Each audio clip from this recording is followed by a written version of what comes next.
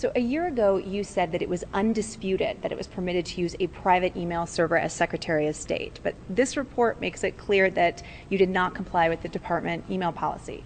Can you say today that you did not break the rules?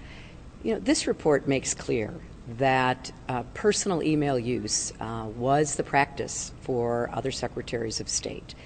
And I know that because it is well known, it's pointed out in the report. But it was still a mistake. And as I've said many times, if I could go back, I would do it differently. I know people have concerns about this. I understand that. But I think voters are going to be looking at the full picture of what I have to offer, my life and my service, and the full threat that Donald Trump offers our country. And I have confidence that they're going to be making the right decision. Just today, it was reported that Donald Trump has clinched the number of delegates he needs to be the Republican nominee. That means an unqualified loose cannon is within reach of the most powerful job in the world. But this report said that you, quote, had an obligation to discuss using your personal email and that you didn't. So how can you really say that it was allowed? Was it an error of judgment? Well, it was allowed, and the rules have been clarified since I left about the practice. Having said that, I have said many times it was a mistake, and if I could go back, I would do it differently. Trump and Sanders are now talking about debating one-on-one. What do you think of that?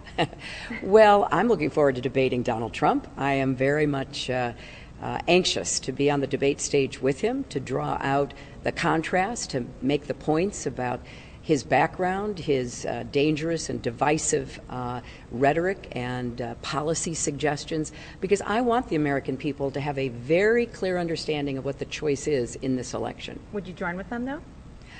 Well, I understood they said that was a joke, and I'm going to look forward to debating Donald Trump. You've talked a lot about unity lately with the Democratic Party. Have you reached out to Senator Sanders yet about having that conversation? Well, we are certainly communicating between our two campaigns, and I know that we're both trying to do our best in the upcoming contest, but I have every reason to believe that after June 7th, we will begin to unify the Democratic Party. That's what I did after the 2008 primary season was over, and I'm very sure that, as Senator Sanders has said himself, he wants to do everything he can to defeat Donald Trump, and we have to be a unified Democratic Party to do that. Are you willing to make any concessions, policy platform concessions to Senator Sanders? Well, we're going to go through the process. We're going to be talking about everything. That's what one does in preparing for a convention. But we're going to go into the convention unified, we're going to come out even more unified, and we're going to defeat Donald Trump in November.